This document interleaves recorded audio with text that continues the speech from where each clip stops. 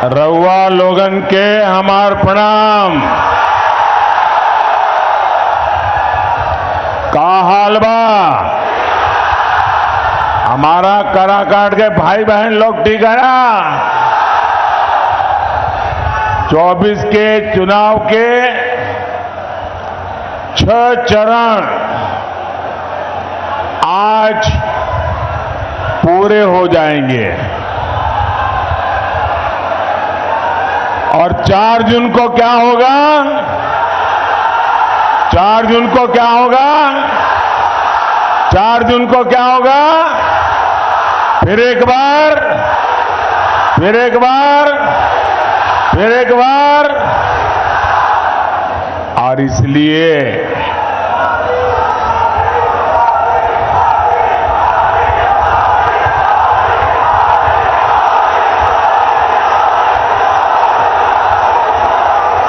मैं इस चुनाव में हिंदुस्तान के हर कोने में गया हूं। सालों से राजनीति में काम किया, संगठन में काम किया और मैंने देखा है कि बिहार के लोगों में राजनीति का आकलन करने का जो सामर्थ्य है वो अद्भुत है। और बिहार के लोग इन चीजों में इतने पक्के होते हैं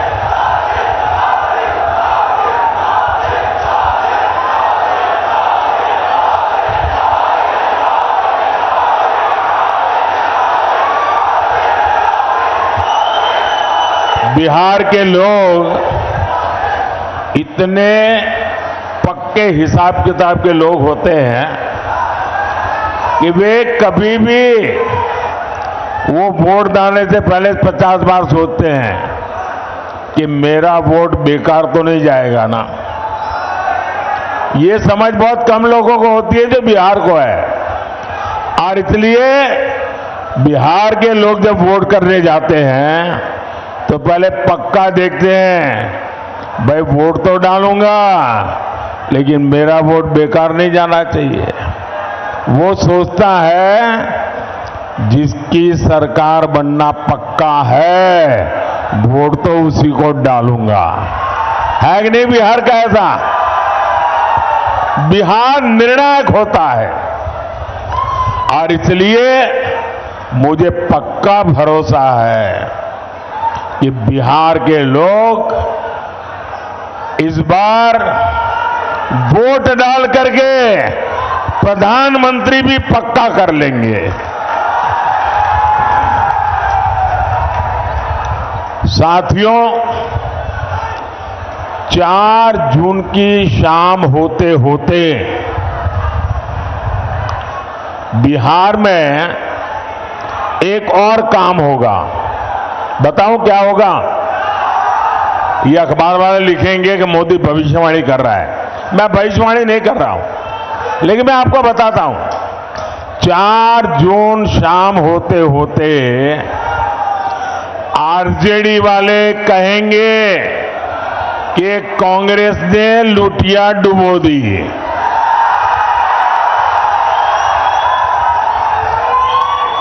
एक दूसरे के कपड़े फाड़ना शुरू करेंगे। 4 जून को दूसरा क्या होगा वो भी बता देता हूं। ये कांग्रेस का शाही परिवार क्या करेगा?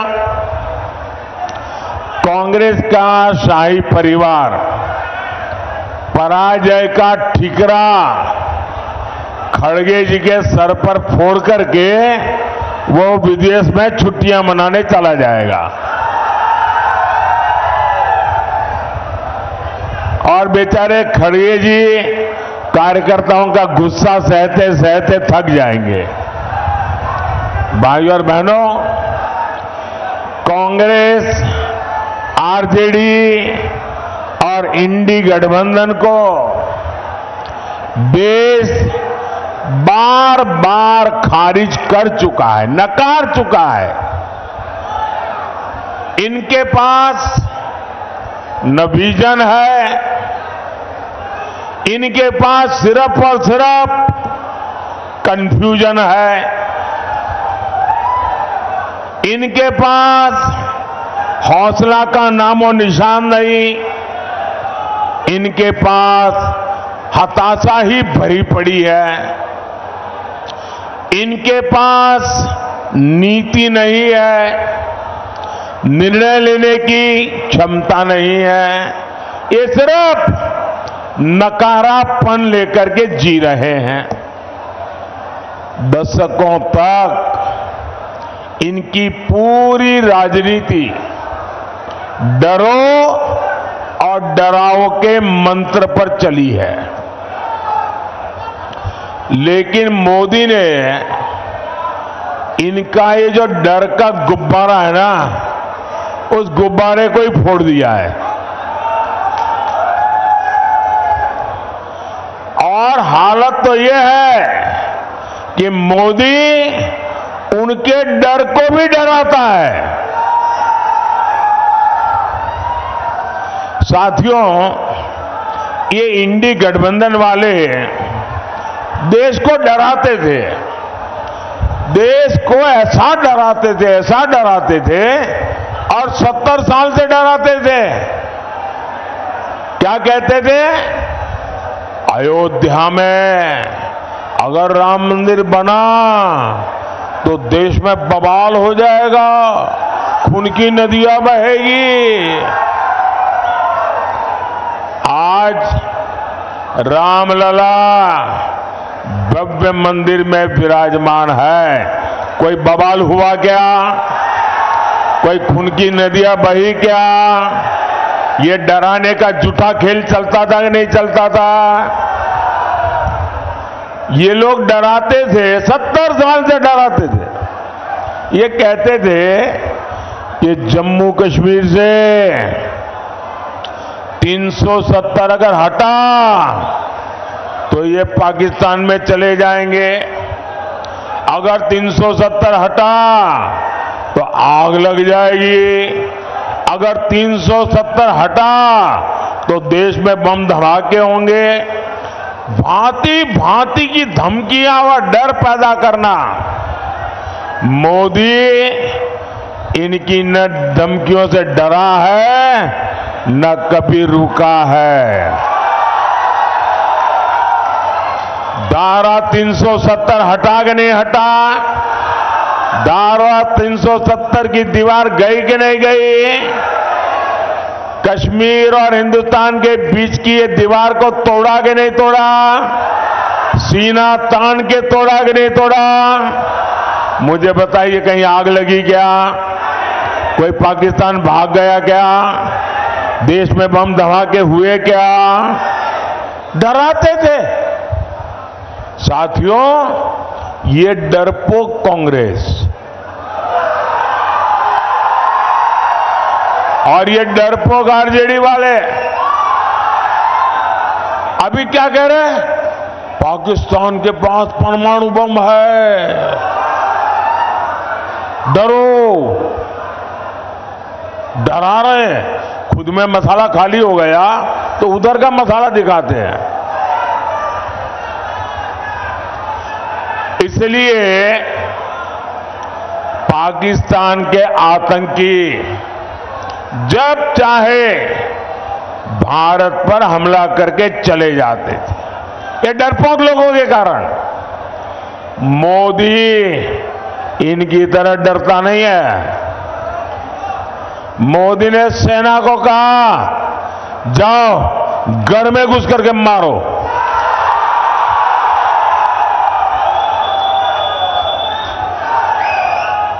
आज पाकिस्तान कुछ करने से पहले 100 बार सोचता है। इसी कांग्रेस के राज में, आरजेडी के राज में ये नक्सलियों ने सबको डरा करके रखा था। मोदी डरता नहीं। आज नक्सलियों की सफाई पुरजोश चल रही है। साथियों, यही इंडी वाले एक और धमकी देते थे, ये कहते थे कि बड़े भ्रष्टाचारियों पर हाथ डालो तो मोदी की कुर्सी हिला देंगे। मोदी डरता नहीं है। जिसने चोरी की है, जिसने गरीब को लूटा है, और कितना ही बड़ा शहंशाह क्यों ना हो, कितना ही बड़ा शहजादा क्यों ना हो, कितना ही बड़ा अपने आप को तिस्मार का क्यों ना मानता हो, उसको जेल जाना पड़ेगा, जेल में जीना पड़ेगा। और जेल की रोटी चबा करके ही उसकी जिंदगी पूरी होने वाली है।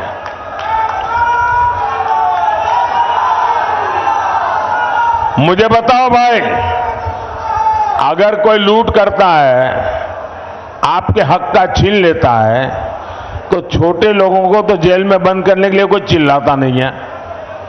बड़े जाने चाहिए, छोटे जाने चाहिए। आप मुझे कहेंगे वो मैं करूंगा। गुनाह किया है तो छोटा आदमी जेल जाना चाहिए कि सबसे बड़ा है वो जाना चाहिए? बड़ा हो जेल जाना चाहिए। तो मैं बड़ों को भेज रहा हूं तो अच्छा कर रहा हूं ना, सही कर रहा हूं ना। और मैं आज बिहार के लोगों को एक और गारंटी दे रहा हूं। जिन्होंने बिहार के गरीबों को लूटकर नौकरी के बदले जमीन लिखवाई है, कान खोल के सुन लो, उनका भी जेल जाने का काउंटडाउन शुरू हो चुका है।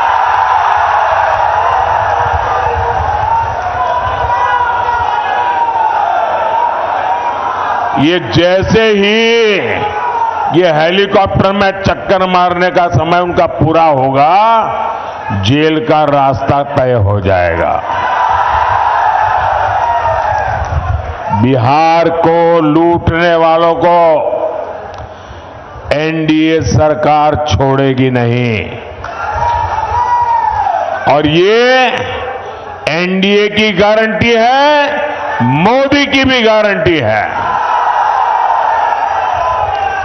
भाई और बहनों, ये इंडी गठबंधन वाले अपने राजनीतिक स्वार्थ के लिए कुछ भी कर सकते हैं। ये लोग बिहार और बिहारियों के अपमान के खिलाफ आवाज तक उठाते नहीं है। कांग्रेस के पंजाब के नेता ने बिहार से वहां काम करने गए, वहां मेहनत करके ईमानदारी से जीवन जीने वाले हमारे बिहारी मजदूर भाई बहनों का घोर अपमान किया, भद्दे शब्दों में अपमान किया। कहा अब हम उन्हें बिहारियों को पंजाब में घर नहीं देने देंगे, घुसने नहीं देंगे। कांग्रेस के मिनिस्टर ने कहा है, कांग्रेस के शाही परिवार ने इसके विषय में मुंह पे ताला लगा दिया है। क्या कभी कांग्रेस के शाही परिवार ने बिहारियों के इतने बड़े अपमान के लिए बिहार से माफी मांगी क्या? बिहारियों से माफी मांगी क्या? और ये इनको लालटेन लेकर के मुजरा करने वाली जो जमात है, वे भी बिहारियों का अपमान हो रहा है और कांग्रेस के चरण चूम रहे हैं। कांग्रेस के खिलाफ एक शब्द बोलने को तैयार नहीं है, कांग्रेस का जवाब मांगने को तैयार नहीं है। आरजेडी में हिम्मत नहीं कि बिहारियों के अपमान पर वो कांग्रेस को एक शब्द भी बोल पाए।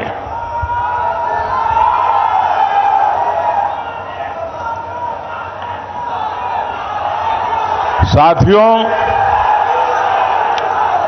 इंडी गठबंधन के एक साथी डीएमके के नेता ने बिहारियों के लिए भद्दी भद्दी गालियां बोली। तेलंगाना में कांग्रेस के मुख्यमंत्री ने बिहारियों को भला बुरा कहा। पश्चिम बंगाल की मुख्यमंत्री आए दिन बिहारियों को गालियां देती है, लेकिन आरजेडी और कांग्रेस के नेताओं ने उनके मुंह से इन लोगों को उनके खिलाफ एक शब्द बोलने की हिम्मत नहीं है। इन लोगों को आपके स्वाभिमान की चिंता नहीं है, इनको बिहार के गौरव की चिंता नहीं है, इनको बिहार के होनहार नौजवानों के प्रतिष्ठा की चिंता नहीं है। इनको सिर्फ और सिर्फ अपने वोट बैंक की चिंता है। उनको सिर्फ आपके वोट छीनना है, उसके लिए भांति भांति की भाषा का उपयोग करते हैं। इनके लिए बिहारियों का सम्मान कोई मायने नहीं रखता। साथियों, मैं हमारे जो फर्स्ट टाइम वोटर है, जो पहली बार वोट करने के लिए जाने वाले हैं, उनको जरा जंगल राज पार्ट 2 से सावधान करना चाहता हूं। ये जो फर्स्ट टाइम वोटर है ना, उनका जन्म होने के बाद उनको जंगल राज कितना भयंकर था वो देखने का अवसर नहीं मिला, क्योंकि यहां एनडीए वाले काम करना शुरू किए। लेकिन जो जंगल राज वालों ने था, जो मुसीबतें खड़ी कर दी थी, ये जरा फर्स्ट टाइम वोटरों को पता होना चाहिए। वो समय था शाम होने के बाद बाहर निकलना मुश्किल था। बाहर से कोई रात में ट्रेन से उतरता था तो स्टेशन से बाहर नहीं निकलता था, रात भर स्टेशन पे पड़ा रहता था। सुबह उजाला होने के बाद फिर अपने गांव की तरफ निकलता था। अपहरण, डकैती, हत्या, ये बिहार का दुर्भाग्य बन गया था। नीतीश जी के नेतृत्व में एनडीए सरकार बिहार को जंगल राज से बाहर लेकर आई है। वो गुंडे, वो डकैत, वो लुटेरे अभी छिपे हुए हैं, चुप होकर के बैठे हुए हैं, मौके की तलाश में है। अगर गलती से भी ये इंडी वाले जरा भी मजबूत होते दिखेंगे भी, तो फिर उनका दाना पानी मिलेगा और ये मिलकर के फिर से आपका भविष्य तबाह कर देंगे। नौजवानों, आपकी जिंदगी तबाह कर देंगे और फिर कभी भी आप उभर करके बाहर नहीं आ पाएंगे। भाइयों और बहनों, यह हमारा बिहार सामाजिक न्याय की प्रणेता भूमि है और मुझे गर्व है कि अगर किसी ने सामाजिक न्याय की रक्षा की है तो वो बीजेपी और एनडीए ने की है। बीते 10 साल में देश ने एनडीए को 2 बार प्रचंड जनादेश दिया। हमने पहली टर्म में एक दलित के बेटे को, जो कभी बिहार के गवर्नर हुआ करते थे, उनको देश का राष्ट्रपति बनाया, दलित को देश का राष्ट्रपति बनाया। जब हमें 2019 में दूसरी बार अवसर मिला तो हमारे देश की एक आदिवासी बेटी को देश का राष्ट्रपति बनाया। देश के सर्वोच्च संवैधानिक पद पर सुशोभित किया। राष्ट्रपति पद का गौरवपूर्ण काम उन्होंने शुरू किया। हमने पिछड़ा आयोग को संवैधानिक दर्जा दिया। कांग्रेस ने तीन दशक तक पिछड़ों की इस मांग को ठुकराया था, लेकिन मैं आप ही के बीच पैदा हुआ हूं। अति पिछड़ों को कैसी जिंदगी जीनी पड़ी है ना, वो मैंने भोगी है, और इसलिए मैंने आते ही आयोग बना दिया। पहले केंद्रीय विद्यालय, नवोदय विद्यालय और सैनिक स्कूलों में ओबीसी आरक्षण नहीं था।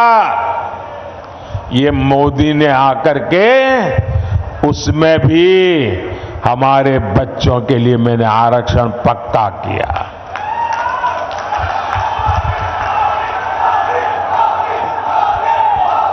मेडिकल की पढ़ाई में भी केंद्रीय कोटे में पहली बार ओबीसी आरक्षण हमने लागू किया। ये हमारा ट्रैक रिकॉर्ड है। साथियों, इसकी विपरीत आज इंडी गठबंधन वाले एससी, एसटी, ओबीसी, अति पिछड़े, उनका सबका आरक्षण छीन किए कि एक बहुत बड़ी साजिश रच रहे हैं। मैं देश को अवगत कराना चाहता हूं, ये मेरा कर्तव्य बनता है कि देश को मैं जानकारी दूं। इंडी गठबंधन ने हजारों शैक्षणिक संस्थानों में एससी, एसटी, ओबीसी, अति पिछड़ा को मिलने वाला आरक्षण बंद कर दिया, और वो सारा का सारा अब मुसलमानों के लिए रिजर्व कर दिया है। ये जो किया है वो मैं बताता हूं। एक ही झटके में दलितों, पिछड़ों, अति पिछड़ों, उनका आरक्षण खत्म कर दिया। इन्होंने संविधान को ताक पर रखकर मुस्लिम जातियों को रातों रात ओबीसी बना दिया, ओबीसी के हक का आरक्षण दे दिया। अभी आपने 2 दिन पहले कलकत्ता हाईकोर्ट का जजमेंट देखा होगा। कलकत्ता हाईकोर्ट ने ऐसी डांट लगाई है क्योंकि वहां 77 मुस्लिम जातियों को रातों रात ओबीसी बनाकर ओबीसी का हक उनको दे दिया था। भाइयों बहनों, हाईकोर्ट ने ऐसी थप्पड़ मारी है, उनको ठिकाने लगा दिया है। ये ऐसे आपके साथ धोखाबाजी करने वाले लोग हैं। ये संविधान की पीठ पे छुरा भोंकने वाले लोग हैं। लेकिन इनसे भी इनकी साजिशें कम नहीं हो रही है। साथियों, इंडी वाले चाहते हैं कि बार बार मुस्लिम आरक्षण का ये मामला कोर्ट में न फंसे, कोर्ट हर बार रिजेक्ट न करे। तब उपाय क्या?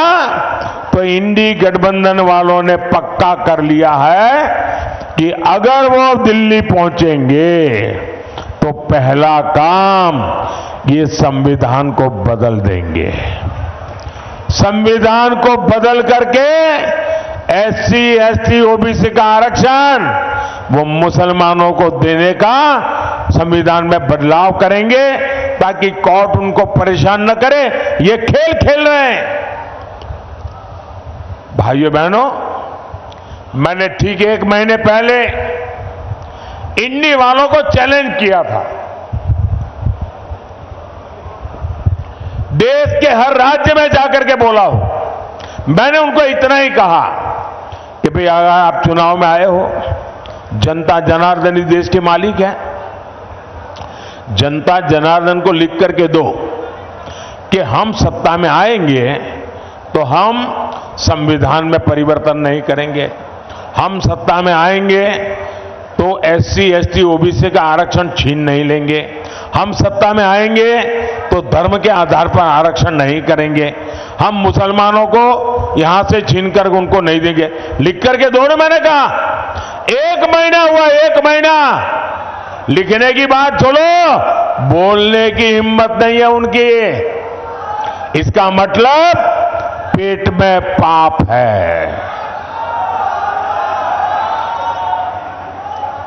बिहार में मेरा यादव परिवार है, बिहार में मेरा कुर्मी परिवार है, बिहार में मेरा कुशवाहा परिवार है, बिहार में मेरा कलवार परिवार है, बिहार में मेरा तेली परिवार है, मेरा सूरी परिवार है, मेरा कानू परिवार है, मेरा निषाद परिवार है, मेरा पासवान परिवार है, मेरा रविदास परिवार है, मेरा मुसहर परिवार है। ऐसी हर जाति के सबसे बड़े दुश्मन अगर कोई है तो ये आरजेडी कांग्रेस वाले हैं। ये मुखौटा सामाजिक न्याय का लगाते हैं, लेकिन तुष्टीकरण करते हैं। वोट बैंक की राजनीति के गुलाम हो चुके हैं और वोट बैंक वाले जैसे नचाए ये नाचते रहते हैं। और 24 के इस चुनाव में मोदी ने उनको बेनकाब कर दिया है, उनका मुखौटा मैंने नीचे उतार दिया है। साथियों, मोदी इनकी साजिशों का भी पर्दाफाश करेगा और विकास के लिए भी उतनी ही मेहनत करेगा। आने वाले 5 साल बिहार के विकास के लिए अभूतपूर्व रहने वाले हैं। ये जो डेडिकेटेड फ्रेट कॉरिडोर यहां से गुजर रहा है, यहां 4 लेन 6 लेन के हाईवे बन रहे हैं, इनसे कंस्ट्रक्शन से जुड़े हर सेक्टर में अब रोजगार बढ़े हैं। आने वाले समय में यहां लॉजिस्टिक्स सेक्टर के लिए, भंडारण से जुड़े सेक्टर के लिए बहुत संभावना है। रोहतास हो, कैमूर हो, औरंगाबाद हो, इस पूरे क्षेत्र में कृषि आधारित उद्योगों और दूसरे उद्योगों के लिए नए अवसर बनेंगे। साथियों, एक क्षेत्र तो धान का कटोरा है, यहां आलू जैसी सब्जियां पैदा होती है। मोदी सरकार अनाज भंडारण में भी सहकारिता को बढ़ावा दे रही है। इसके तहत दुनिया की सबसे बड़ी भंडारण योजना पर काम शुरू हो चुका है। आने वाले 5 साल में सब्जियों के लिए कोल्ड स्टोरेज क्लस्टर भी हम बनाने जा रहे हैं। साथियों, यहां इतनी बड़ी संख्या में मेरी माताएं बहनें आई हुई हैं। उनका जीवन आसान बनाना गरीब के इस बेटे का संकल्प है। इसलिए मोदी ने मुफ्त अनाज और मुफ्त इलाज एक गारंटी दी है। अब तो मोदी माताओं बहनों को और भी गारंटी दे रहा है। पहली गारंटी, आने वाले सालों में 3 करोड़ बहनों को हम लखपति दीदी बनाएंगे। आने वाले दिनों में हर परिवार में जो बुजुर्ग है, 70 साल से ऊपर है, अगर वो बीमार है, इलाज की जरूरत है, तो उनके बेटे बेटी को इलाज का खर्चा नहीं करना पड़ेगा। ये दिल्ली में आपका बेटा इसका खर्चा करेगा। और एक काम मैं आपके लिए करना चाहता हूं, मैं आपका बिजली का बिल 0 करना चाहता हूं। और इसलिए हमने पीएम सूर्यघर मुफ्त बिजली योजना बनाई है। और मुफ्त घर बिजली योजना में आप अपने लिए तो मुफ्त में बिजली उपयोग करेंगे, ज्यादा बिजली आप बेच सकेंगे। और इसके लिए सरकार सोलर पैनल लगाने के लिए 75,000 रुपये तक की आर्थिक मदद हर परिवार को करेगा। 75,000 रुपया। और जैसे आपको मोदी सरकार में पक्का घर, शौचालय, नल से जल, सस्ता सिलेंडर मिला, वैसे ही मोदी अपनी हर गारंटी पूरी करेगा। मैंने गैस का सिलेंडर देने की गारंटी पूरी की कि ना की? जरा जोर से बताइए ना। मैंने गैस का सिलेंडर देने की गारंटी पूरी करी कि ना की? करी ना?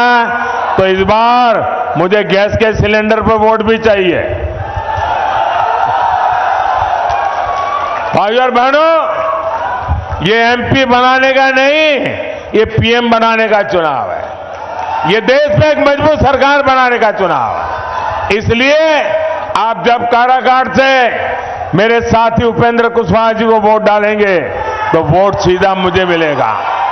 सासाराम से शिवेश राम जी को दिया वोट सीधा मोदी को मिलेगा।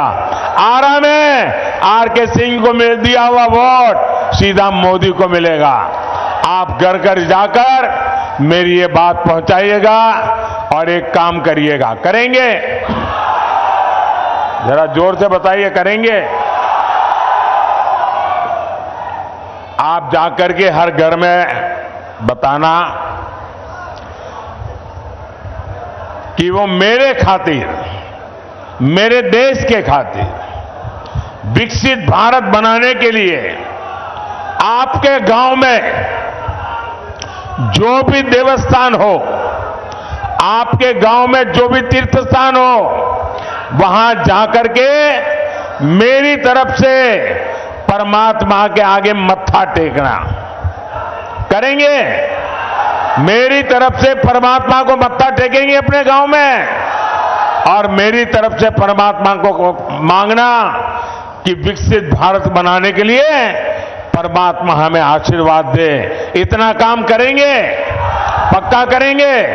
बोलिए भारत माता की, भारत माता की, भारत माता की। बहुत बहुत धन्यवाद।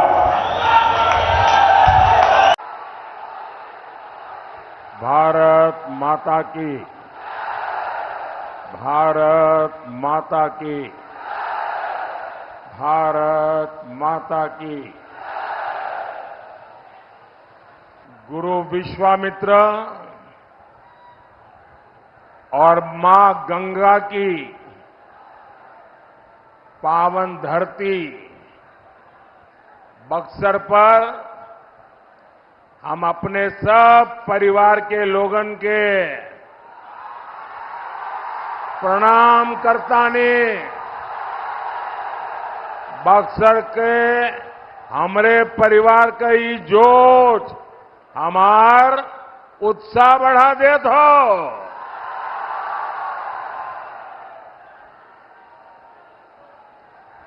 साथियों, आज छठे चरण का मतदान भी तेज गति से लोग लोकतंत्र का उत्सव मना रहे हैं और विकसित भारत के संकल्प को मजबूत कर रहे हैं। और आज जो मतदान हो रहा है,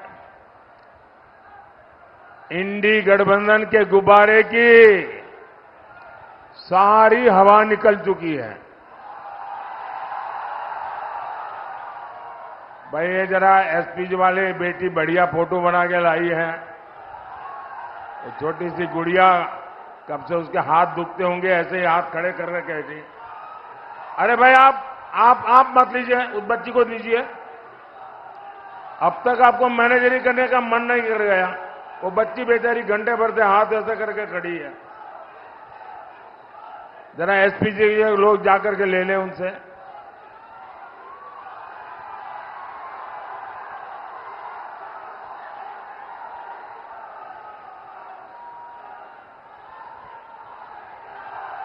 थैंक यू बेटा, थैंक यू। तुम्हारा नाम पता लिखा है ना उसमें? उसमें तुम्हारा नाम पता है? मेरी चिट्ठी आएगी।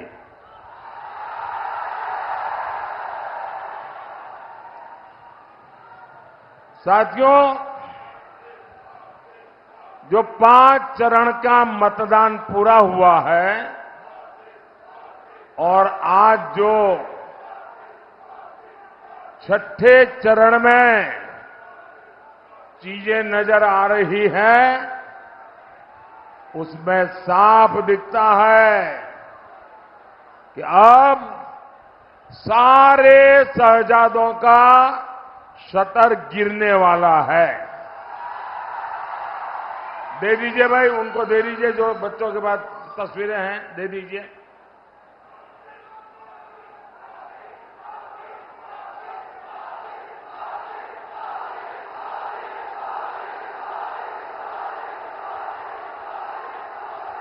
बिहार के शहजादे अब आराम से जमानत अमानत, जमानत अमानत उसका काम देखेंगे। कांग्रेस के शहजादे ने भी छुट्टियों की तैयारी शुरू कर दी है और एक यूपी के शहजादे भी हैं आपके बगल में। यूपी के शहजादे के तो शायद सदमा लग गया होगा और कल कह रहे थे कि बनारस में मोदी चुनाव हारने वाला है। अरे आप हंस क्यों रहे हो भाई? ये वो बोल रहे थे। इतना ही नहीं, वो इन्होंने ये भी कह दिया कि यूपी में 80 की 80 सीटें इंडी गठबंधन जीत रहा है और जो सुन रहे हैं उनकी पार्टी के लोग वो भी हंस रहे थे।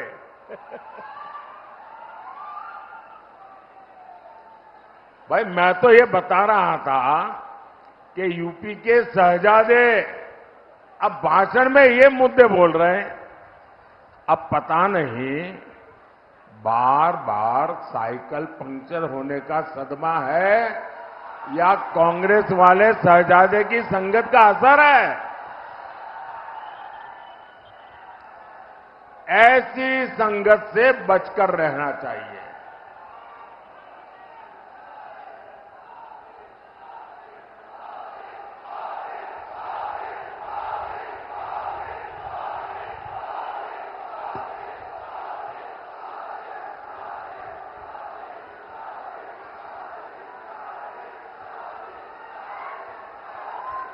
दो 2024 के लोकसभा के इस चुनाव में वैसे ही इनकी गपोड़बाजी खुल जाने वाली है जैसी 22 के असेंबली के चुनाव में हुआ था। बाकी अब ये पक्का हो चुका है। फिर एक बार फिर एक बार फिर एक बार फिर एक बार 4 जून 4 जून 4 जून देखिए 4 जून को मनेर के लड्डू बटेंगे। हम ठीक कहता नहीं ना साथियों? बक्सर की ये धरती ये प्रभु श्री राम की गुरु भूमि है। आसुरी ताकतें जब यहां आतंक फैला रही थी तब प्रभु राम यज्ञ रक्षा के लिए विश्वामित्र जी के आश्रम आए थे। साथियों, आज एक बार फिर विकसित भारत का महायज्ञ चल रहा है। मेरी आप सबसे प्रार्थना है, मैदान छोटा पड़ गया है, वहां बहुत लोग धूप में तप रहे हैं, वो धूप में भी इतने धैर्य के साथ सुन रहे हैं। मैं तो उनकी तपस्या को प्रणाम करता हूं कि इतने धूप में वो खड़े हैं, लेकिन यहां वाले वे आगे आने की कोशिश करते हैं। अब मैदान में आगे आने की जगह नहीं भाई, जहां हो वहां रहो। अब मैं आपके पास आया हूं ना, इससे क्या है, आपका प्यार मुझे खींच के लाया है जी। आप कृपा करके आगे आने की कोशिश मत करो दोस्तों।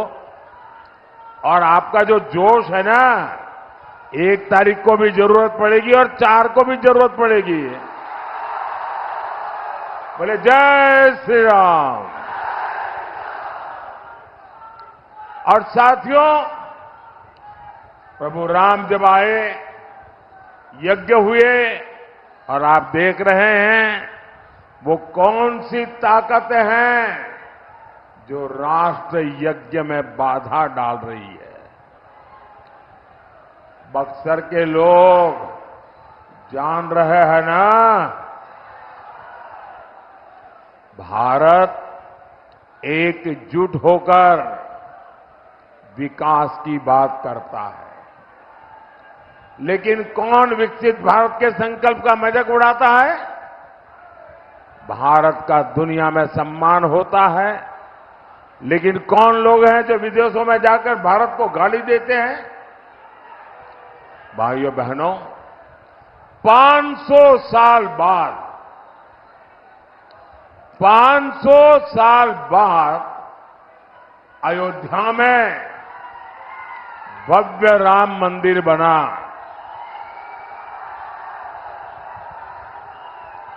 आपको गर्व हुआ कि नहीं हुआ? कितनी पीढ़ियों की साधना, कितनी पीढ़ियों का इंतजार, कितनी पीढ़ियों का बलिदान, 500 साल बाद आप सबका एक सपना पूरा हुआ। आपको खुशी हुई कि नहीं हुई? आपको आनंद हुआ कि नहीं हुआ? आपका माथा गर्व से ऊंचा हुआ कि नहीं हुआ? लेकिन वो कौन लोग हैं जिन्हें ये बर्दाश्त नहीं हो रहा है? जब पूरा देश उत्सव मना रहा था, जब बक्सर के लोग रामलला के लिए उपहार भेज रहे थे, तब कौन लोग थे जो प्राण प्रतिष्ठा का बहिष्कार कर रहे थे? वो कौन लोग हैं जो राम मंदिर को अपवित्र और पाखंड बता रहे हैं? यही कांग्रेस, आरजेडी और इंडी गठबंधन वाले लोग, यही उल्टी चाल वाले हर पवित्र यज्ञ में विघ्न डालने वाले लोग। मैं बक्सर की पुण्य धरती की जनता से पूछता हूं, आप जवाब देंगे ना? आप जवाब देंगे ना? मैं जरा आपसे पूछना चाहता हूं, जिन लोगों ने किया है, ऐसे लोगों को सजा करोगे कि नहीं करोगे? हर पोलिंग बूथ में उनका सफाया करोगे नहीं करोगे? साथियों, देश की जनता जानती है, ये चुनाव प्रधानमंत्री बनाने के लिए है। ये चुनाव देश में मजबूत और स्थिर सरकार चुनने के लिए है। आपने 10 साल तक अपने मोदी को जांचा है, परखा है। आपको मोदी का काम भी पता है, मोदी की नीयत भी पता है। लेकिन दूसरी ओर कौन है? लोग पूछते हैं कि इंडी जमात में प्रधानमंत्री कौन बनेगा। जनता को ये हक है ना जानने का? नहीं है भाई, हक है ना? लेकिन वो जवाब नहीं देते। वो जैसे ही कोई पूछता है भाई तुम्हारा प्रधानमंत्री का कैंडिडेट कौन, तो वहां आपस में ही सील फुटबल हो जाता है। और कांग्रेस देश को अपनी जागीर समझती है। उसे लगता है शाहजहां ही इकलौते वारिस है। लेकिन गठबंधन वाले कह रहे हैं 5 साल में 5 प्रधानमंत्री बनेंगे। जरा सोचिए, 5 साल में 5 प्रधानमंत्री, इतना बड़ा देश ऐसे चल सकता है क्या? बताइए ना, चल सकता है क्या? भ्रष्टाचार इनके संस्कारों में इतना गहरे तक बैठा है, ये देश को भी नोटों की गड्डी के रूप में देखते हैं। ये देश चलाने जा रहे हैं या बैंक लूटने जा रहे हैं, और जो लूट का माल आपस में बांट लेंगे। साथियों, एनडीए सरकार के पास ट्रैक रिकॉर्ड है, भविष्य का विजन है। हमने 4 करोड़ गरीबों को पक्के घर, पीएम आवास दिए हैं। आप एनडीए को वोट देंगे, आप बीजेपी एनडीए को वोट देंगे, तो हम और 3 करोड़ गरीबों को घर देंगे। हमने गरीबों को मुफ्त इलाज के लिए आयुष्मान कार्ड दिया है। आप एनडीए को वोट देंगे तो हम 70 वर्ष से अधिक के सभी बुजुर्गों को मुफ्त इलाज देंगे। आप बीजेपी को वोट करेंगे तो हम पीएम सूर्यघर मुफ्त बिजली योजना से आपका बिजली बिल 0 कर देंगे। आप बीजेपी को वोट देंगे तो 3 करोड़ बहनें लखपति दीदी बनेगी। आप बीजेपी को वोट देंगे तो आपको 5 साल तक मुफ्त राशन मिलेगा। आप बीजेपी को वोट देंगे, आतंकवाद और नक्सलवाद मुंह नहीं उठाएगा। ये हम बोलते हैं, ठीक है? ये लोग क्या बोलते हैं? एनडीए वाले क्या बोलते हैं? इंडी की जमानत क्या बोलती है? ये इंडी की जमानत क्या, जो जमात है वो क्या बोलती है? एनडीए वाले क्या बोलते हैं वो मैंने आपको बताया। अब मैं बताता हूं इंडी वाले क्या बोलते हैं। वो कहते हैं उन्हें वोट चाहिए। क्यों? वो सीएए को रद्द करना चाहते हैं। इन्हें वोट चाहिए, वो घुसपैठियों को फ्री एंट्री दिलाना चाहते हैं। इन्हें वोट चाहिए क्योंकि कश्मीर से 370 वापस लाना चाहते हैं। इन्हें सीमा पर से बिहार और बक्सर के बेटों को खून बहाना है। साथियों, ये इंडी गठबंधन वाले तुष्टीकरण के लिए, अपने वोट बैंक के लिए कुछ भी कर सकते हैं। इन्हें आपकी संपत्ति की एक्सरे जांच करवानी है। ये आपकी जीवन भर की कमाई को अपने वोट बैंक को, वोट जिहाद वालों को देना चाहते हैं। कांग्रेस कहती है देश की संपत्ति पर पहला हक मुस्लिमों का है। क्या बिहार इन देश विरोधी एजेंडे को वोट कर सकता है कभी? क्या ऐसे लोगों को वोट कर सकता है क्या? साथियों, मैं बक्सर की जनता को एक और षड्यंत्र से आगाह करने आया हूं। इंडी गठबंधन के सारे दल मिलकर एससी, एसटी, ओबीसी का आरक्षण हमेशा के लिए खत्म कर देना चाहते हैं। आप खुद देखिए, कांग्रेस ने कर्नाटक में ओबीसी का आरक्षण रातों रात मुसलमानों को दे दिया।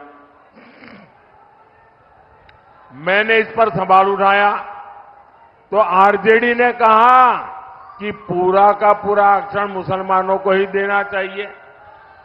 बंगाल में टीएमसी ने मुसलमानों की 77 जातियों को ओबीसी घोषित करके उन ओबीसी का हक मुस्लिमों और घुसपैठियों में बांट दिया। इंडी जमात वालों का इरादा है ये सरकार बनाएंगे और संविधान बदलकर मुस्लिमों को आरक्षण देंगे। आप मुझे बताइए, बाबा साहब आंबेडकर ने धर्म के आधार पर आरक्षण का विरोध किया था। फिर आज आप बाबा साहब की पीठ में छुरा क्यों भोंक रहे हो? आप एससी, एसटी, ओबीसी के आरक्षण की लूट क्यों होने देंगे? इन्हें जवाब 1 जून को देना है। साथियों, बिहार ने अपने इरादे स्पष्ट कर दिए हैं। बिहार अब विकास के रास्ते से हटने वाला नहीं है। हमारे बिहार ने बहुत सालों तक जंगल राज का आतंक देखा है। इन लोगों ने बिहार की पीढ़ियां बर्बाद कर दी। कौन भूल सकता है, शाम तक बच्चा घर न आए तो मां परेशान हो जाती थी। कब किसके बच्चे का अपहरण हो जाए, कब किसको फिरौती के लिए फोन आ जाए, कब आरजेडी के गुंडे व्यापारियों से फिरौती की मांग कर दें। इस खौफ में कितनी पीढ़ियां गुजर गई, कितने लोग बिहार छोड़कर पलायन कर गए। यहां उद्योग बंद हो गए, रोजगार नहीं बचा। आज वही लोग फिर से आपका वोट मांगने की बेशर्मी दिखा रहे हैं। भाई और बहनों, आज नीतीश जी के नेतृत्व में बिहार अंधेरे से निकलकर विकास के रास्ते पर बढ़ रहा है। बक्सर के लोगों को इलाज के लिए बनारस जाना पड़ता था। अब हम यहां बक्सर में ही मेडिकल कॉलेज बना रहे हैं। बनारस में हमने एक बहुत बड़ा कैंसर अस्पताल बनाया है। अब किसी कैंसर मरीज को दिल्ली, मुंबई नहीं भागना पड़ेगा। आज आरा से बक्सर 4 लेन हाईवे है। पटना से आरा 4 लेन हाईवे भी बन रहा है। आने वाले समय में यहां उद्योग और व्यापार के अवसर बढ़ेंगे। साथियों, आने वाले 5 साल देश और बिहार के विकास के लिए निर्णायक होगा। इसका फैसला आपका एक वोट करेगा। बीजेपी ने बक्सर से हमारे साथी भाई मिथिलेश तिवारी को प्रत्याशी बनाया है। आपका हर वोट जो उनको मिलेगा वो सीधा सीधा मोदी के खाते में जाएगा। तो ज्यादा से ज्यादा मतदान कराएंगे, ज्यादा से ज्यादा मतदान कराएंगे, हर पोलिंग बूथ जीतेंगे, पुराने सारे रिकॉर्ड तोड़ेंगे। अच्छा, मेरा एक काम करेंगे। कमाल है यार, इनके लिए कह रहा हूं तो आप बड़े गुस्से से बोल रहे हैं, मेरे लिए कहा तो चुप हो गए। अच्छा, मेरा एक काम करेंगे, पूरी ताकत से बताओ, जो करने वाले हैं बताओ, करेंगे? पक्का करेंगे? देखिए, यहां से जाकर के सब परिवारों में जाकर के, जितने ज्यादा परिवारों में जा सकते हैं जाना, और जाकर के कहना कि अपने मोदी जी आए थे और मोदी जी ने हर एक को जय श्री राम कहा है। मेरा जय श्री राम पहुंचा देंगे। मेरा एक दूसरा काम है, वो करेंगे। हर गांव में देवस्थान होते हैं। आप उन देवस्थानों में सब लोग जाए, गांव वाले, और देवस्थान में जाकर के मत्था टेके और ईश्वर से आशीर्वाद मांगे कि मोदी जी की इच्छा है, मोदी जी की तरफ से हम मत्था टेकने आए हैं और विकसित भारत के लिए आशीर्वाद दीजिए। करेंगे? पक्का करेंगे? बोलिए भारत माता की, भारत माता की। बहुत बहुत धन्यवाद।